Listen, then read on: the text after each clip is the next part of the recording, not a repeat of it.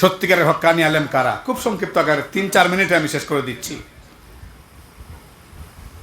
হযরত হাসান বসরি, বাগদাদের বসরায় জন্ম লাভ করা ইসলামী মনীষী, মহামনীষী হাসান বসরি রহমতুল্লাহি আলাইহি বলেন, হক্কানি আলেম যে হবে শুধু সে বললেই তোমরা মেনে নিবে না, বরং দেখবে তার মধ্যে 4টা গুণ আছে কিনা, 4টা বৈশিষ্ট্য আছে কিনা।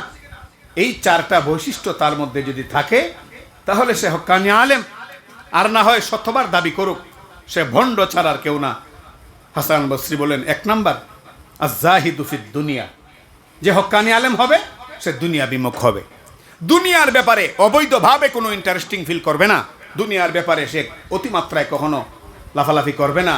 দুনিয়া কামানোর জন্যে শরিয়া বিরোধী কোনো কাজ সে করবে না। দুনিয়া কামানোর জন্যে হালাল হারামের বাছ বিচার বাদ দিয়ে সে কখনো কুকুর আর শেয়ালের মতো দৌড়বে না।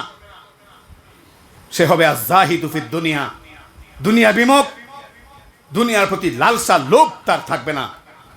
2 নাম্বার গুণ হক্কানি আলেমের আর-রাগিবু ফিল আখিরা, সে আখিরাতমুখী হবে, পরকালমুখী হবে। তার চেহারা, তার সূরত, তার কথাবার্তা, তার চলাফেরা সবকিছুর মধ্যে থাকবে আখিরাতের ছাপ। তার সাথে সাক্ষাৎ করলেও একটা মানুষ, দুনিয়াদার একটা মানুষ আখিরাতপন্থী হয়ে যাবে। তার সাথে সাক্ষাৎ করলে সাধারণ একটা মানুষ অসাধারণ হয়ে যাবে। এক কথায় সে হবে পরশ পাথরের মতো, যে কোনো মানুষ তার কাছে আসলে পরে মূল্যবান হয়ে যাবে। সে হবে পরকালমুখী।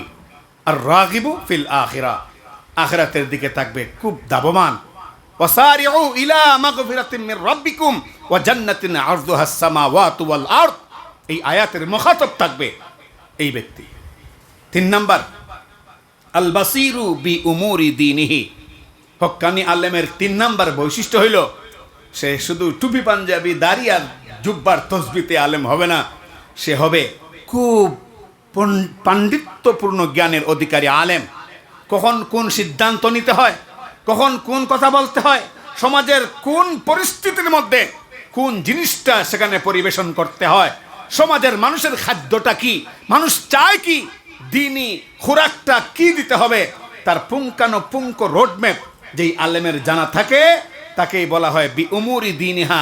আল বাসির বলা হয়, আল বাসির মানে চাক্ষুষ্মান, সুদক্ষ, চাক্ষুষ্মান, সবসময় নজর তার পরিচ্ছন্ন। জ্ঞানী, আগামী 50 বছর কি হবে সে এখনই বর্তমান এই সময় আন্দাজ করতে পারে। সেই আন্দাজ অনুযায়ী কিতাবে প্রকাশ করে দেয়, সেই আন্দাজ অনুযায়ী বক্তৃতায় প্রকাশ করে দেয়। হে জাতি, আগামী 50 বছরের পরে এই পর্যায়ে পৌঁছবে বর্তমান জাতি। এটা হলো পাণ্ডিত্যপূর্ণ জ্ঞানের অধিকারী হলে এমন বলতে পারে। আর না হয়তো স্বাভাবিক অবস্থায় জীবনযাপন কাটবে, নাস্তিক মুরতাদে ভরে যাবে দেশ, ওই আলেমের কোনো খবরও থাকবে না। এটা 3 নাম্বার।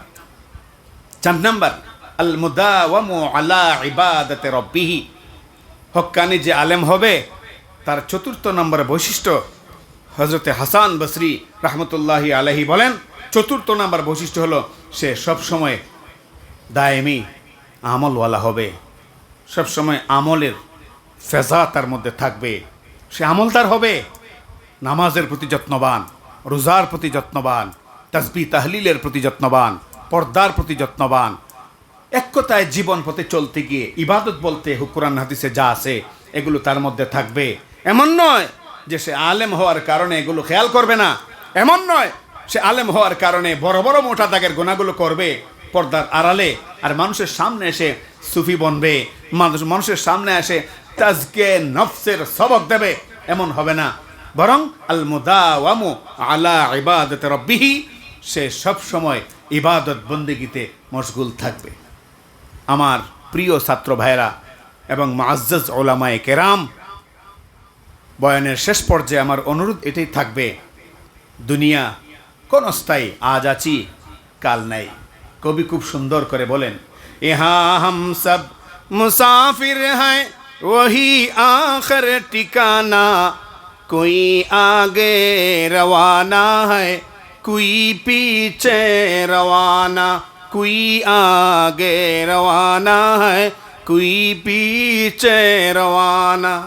ক্ষণিকের জিন্দগি, মারা তো যাবই, পাবলিক যেমন মরে আমরাও মরব, তবে নিজের আমল, আখলাক, আচরণ, তামাদ্দুন, তাহজিব, কৃষ্টি, কালচার এগুলো যেন সঠিকভাবে কবর পর্যন্ত নিয়ে যেতে পারি, এই চেষ্টায় সচেষ্টবান হওয়া সকলের জন্যই উচিত।